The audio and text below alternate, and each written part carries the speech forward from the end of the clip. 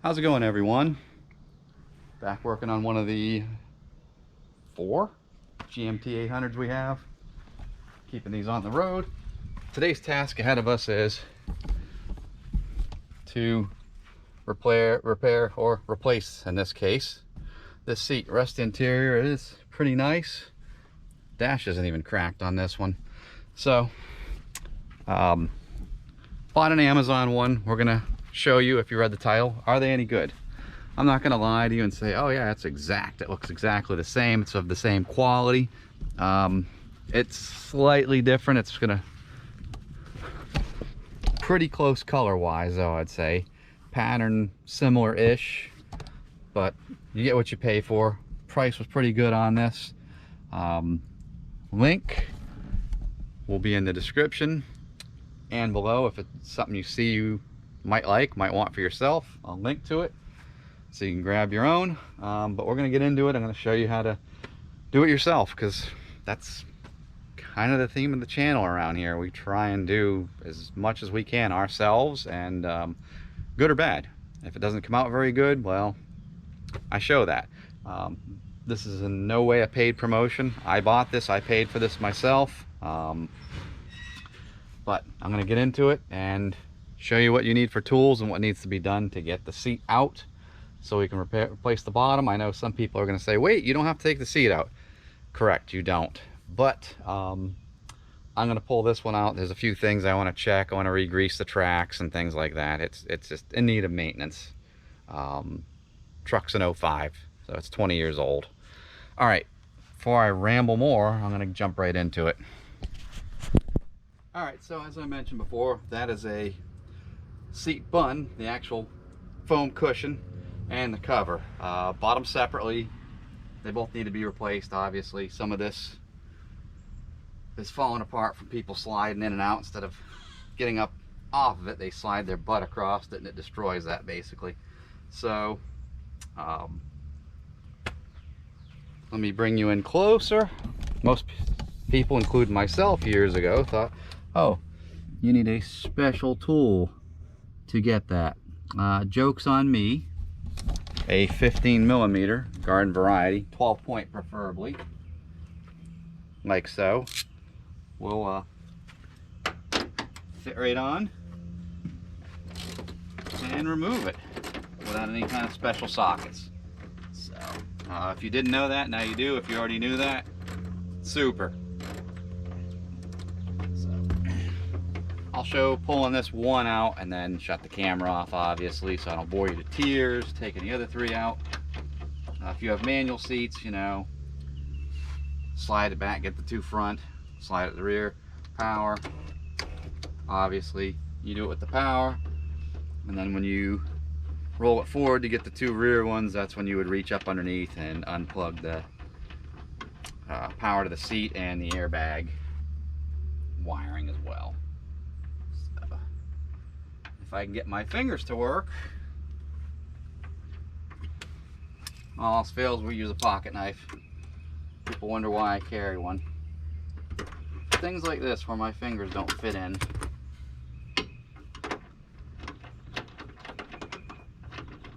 I think it's all the way unscrewed. I don't know why it's being such a booger and not wanting to come out, but there it is, finally. If I wanted to see somebody struggle that much, I'd take my divorced friends to the bar and watch them try to score. So, all right, on that note, I'm gonna get the other ones out and I'll come back when the seat's out. We'll do some more disassembly and talk about how that goes down onto this guy right here, the frame. And then we'll see how the fit and finish overall is compared to factory stuff. The passenger seat's perfect shape, so we'll kind of have a comparison side by side of, it's a 20-year-old truck at the end of the day. It was a $1,000 truck, and then I spent a couple thousand repairing it and replacing things on it. Still ended up cheaper for something this low miles and this well optioned, so it's still a win. But at the end of the day, I mean, you're gonna deal with stuff like this for that cheap of a truck and that old of a truck. Okay, so clearly seats out. Should have mentioned this earlier. So I said 15mm for the front for these. goes on a stud right here, each side. The rear is a different fastener. Sorry, should have mentioned that earlier. They're a bolt. They take an 11mm socket, 12 point preferably. Fits perfect, locks in, removes them. One plug on this 05. I want to say my 02 Tahoe had 2 different plugs I had to unplug. So year to year it might be 2 plugs, 1 plug, 3 plugs. This doesn't have heated seats, it just has power cloth. Obviously this is part of the harness for the airbag sensor under the seat. So, all right, we'll get to the good stuff of actually replacing that seat cover. So another ailment this seat has, other than the rip and the foam torn away, I don't know how well it'll pick up. I'll try and bring you in closer. Bunch of burns from cigarette ashes, I assume.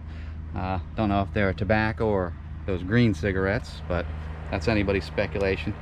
But the rest of the seat, you can see, it's in really good condition. It's just the bottom took the brunt of things.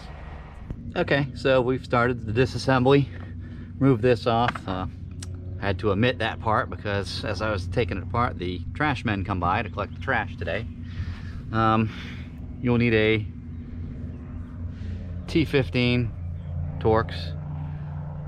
It's what engages these long screws and pulls them out. There are 5 of them. There's a plug-in on this panel. It's a pain. So I think these are either 7mm or 1/4 inch. I'm just going to go grab that, unbolt them, take that off. You'll need a Phillips screwdriver for this adjustment lever here to get it removed, but I don't think we need to pull that off. So I'm going to hold off on that. I'll get this panel off, we'll flip it over. There's 2 metric nuts on the bottom and then the whole thing slides forward and comes off. I'll show you that. Stick around. All right, so that's off. 3, right in the dirt. 3 of these little guys. Hold on the back of that. It's pretty simple. 9/32. That's the size you're gonna need. You can see the foam was just absolutely just disintegrating from age. So go ahead and gently tip the seat over, and you can see right here and right here we've got these 2. I will tell you the size in a moment when I check them. In the back they just have it where it hooks in and slides in here and the whole cover will come off. So it is in fact a 13mm like I thought. I just wanted to be positive, didn't want to mislead anybody. So although you may or may not find anything useful from all this stuff I do on here, but if you do, great. If not, it's entertainment value, I hope. So I'm going to go ahead and undo that and then we'll move from there. So seat bottom's off. There are about, not quite, but damn near a half dozen little connectors to undo, pull some of the pins out so you can get them to stay with the seat. Pay attention as you're taking them apart. I kind of sort of did. Guess I'll figure it out when I put it back together. All right, we're gonna do the disassembly of the seat bottom here next. Basically, as you can see, this one's failed just from age and the wear, but it's just a bunch of clips like so.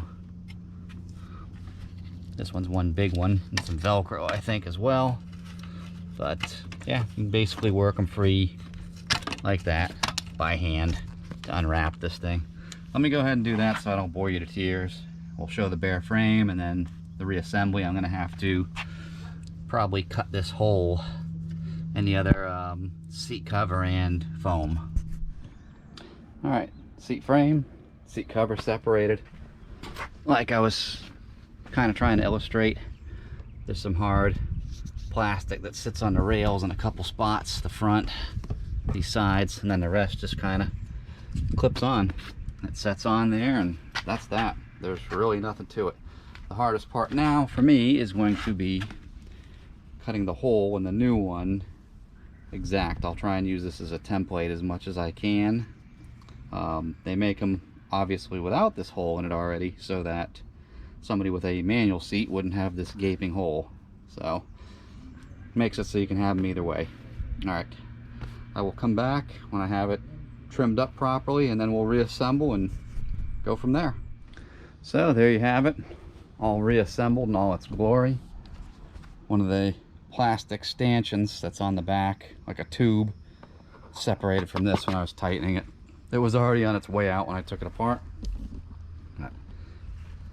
Fits pretty good. Only thing I don't like, the factory on the bottom side of this has Velcro that goes and keeps this kind of tight, and it does not have that. So we'll see how that wears. I'm concerned about that. I forget the brand of the cover, but the cushion itself is Dorman brand. I'll link that, like I said earlier.